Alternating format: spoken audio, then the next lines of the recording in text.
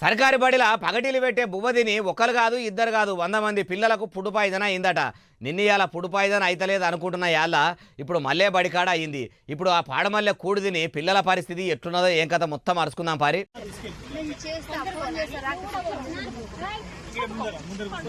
అయ్యయ్యయ్యో, ఒకరు కాదు ఇద్దరు కాదు 100 మంది అంటే ఏంది?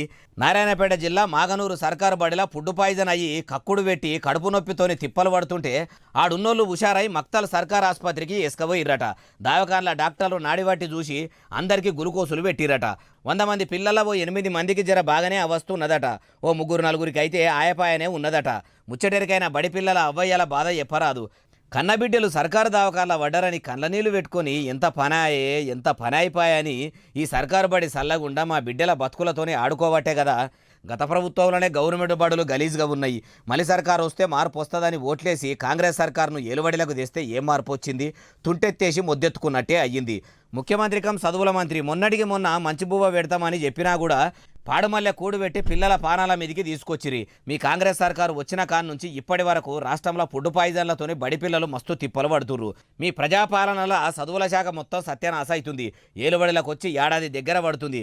ఎప్పుడు చక్కదిద్దుతారు సారు అంటుర్రు ఈ ముచ్చటిన్నోళ్ళు.